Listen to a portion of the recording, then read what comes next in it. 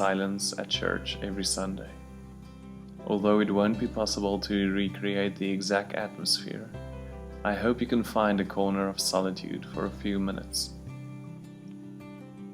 The entire reading should take about 20 minutes, if you choose to do so. It can be longer if you need it to. I encourage you not to rush anything and to sit as comfortable as possible, but not in a way that will make you want to fall asleep. You might want to light a candle, so please prepare that beforehand. And there will also be time for communion. Feel free to participate by preparing some bread and wine for yourself. You'll also need a timer and perhaps a pair of earphones. Other than that, I hope this helps in a time of need, and feel free to return to this message as often as you need. It will stay online for 7 days, but if you press Save Event, you will be able to access it indefinitely. Grace and peace, Jaco.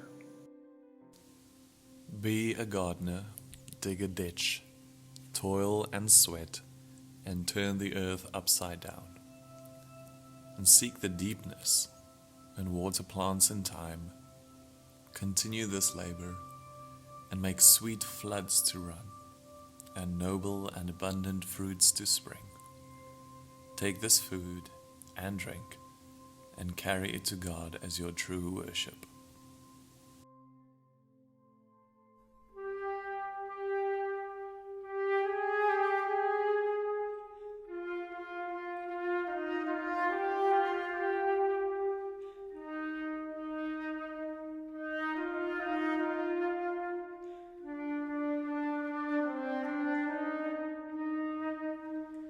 Jesus, remember me when you come.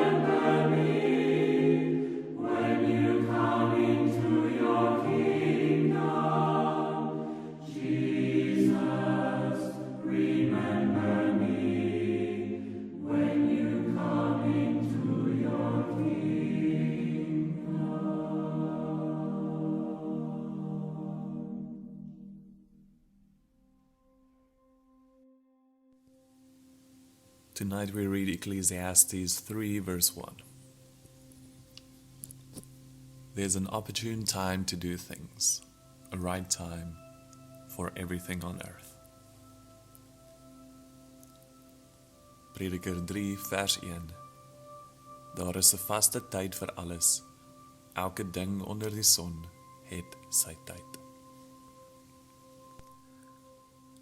Everything begins and ends and begins again, says the preacher in Ecclesiastes. What has been is what will be, and what has been done is what will be done, and there is nothing new under the sun. Perhaps the most recognizable quality of creation is this rhythmicity. The fruit contains the seed, and the seed contains the fruit. What we harvest in this season provides seed for the next. And if we are too busy, if we do not rest, we miss this rhythm. We do not taste the fruit and prepare the seed for the next day to come. One day we look up and it's winter.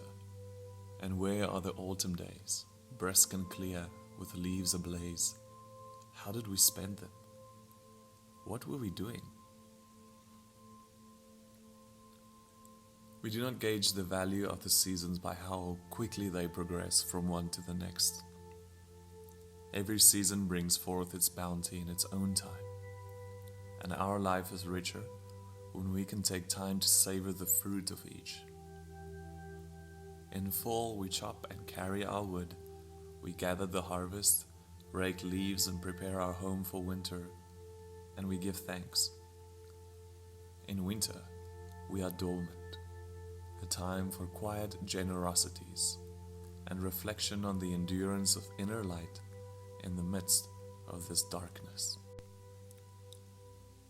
In spring we prepare the soil for planting, we prune what has been lost or dried up, we feed the soil and plant what is needed. We take delight in the flowers. In summer, we tend the garden, watch for the weeds and crowding, and thin wood needs air and sun. At rest in freedom of long days and warm nights, losing ourselves in the gift of sweet air and long time. So it is with the season of our children's lives. With each passing year a different kind of care. Now more holding, now more letting go. Successes replaced by tender insecurities. Confidence turns to awkwardness, until the new triumphs straighten the spine and fill the emerging soul with courage. We offer our care and attention in this particular season, this particular moment, doing what is placed before us to do with simple courage and no small faith. When we know the season of things, we can feel their timing, their readiness. There is less pushing and more waiting to see what is necessary. There is a deeper timing at work here, often called kairos, or God's time. When we live without listening to the timing of things, when we live and work in 24-hour shifts without rest, we are at war with time. Yes, we are strong, capable people. We can work without stopping, faster and faster. Electric lights making artificial days so the whole machine can labor without ceasing. But remember this, no thing lives like this.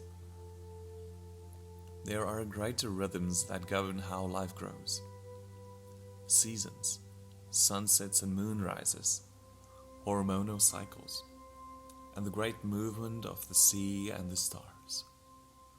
We are part of this creation story, subject to all its laws and its rhythms, a reminder of how things really are, the rhythmic dance to which we unavoidably belong.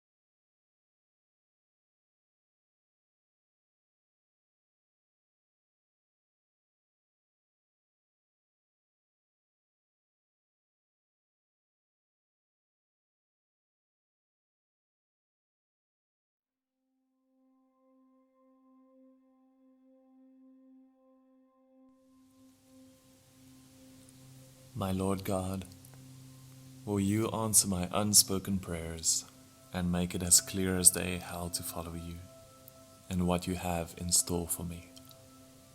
All I want to do is to live closer and closer to you. Amen. The table of bread is now to be made ready. It is a table of company with Jesus and all who love him. It is a table of sharing with the poor of the world with whom Jesus identified himself. And it is a table of communion with the earth, in which Christ became incarnate. So come to this table, you who have much faith, and you who would like to have more. You who have been here often, and you who have not been here for a long time. You who have tried to follow Jesus, and also you who have failed. Come, for it is Christ himself who invites us to meet him here tonight.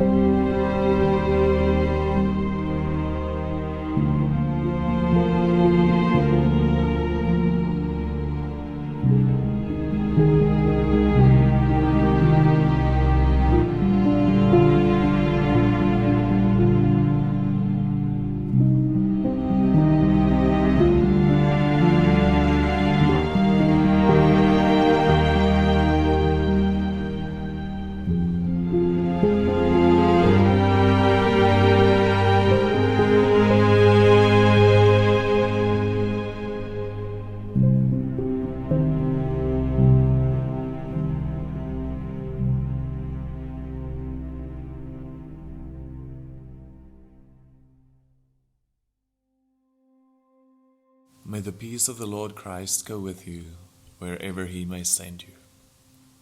May he guide you through the wilderness, protect you through the storm. May he bring you home rejoicing at the wonders that he has shown you. And may he bring you home rejoicing once again into our doors. Amen.